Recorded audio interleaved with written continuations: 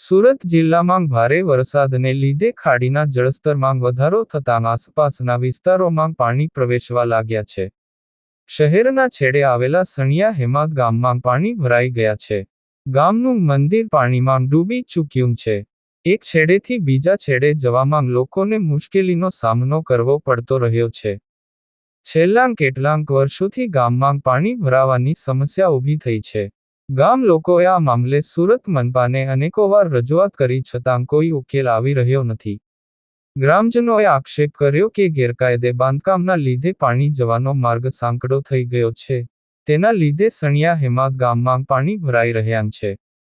Cameraman Sabir Ali Syed સાથે કાદિર શેખ, કર્તવ્ય Gujarat news, Surat.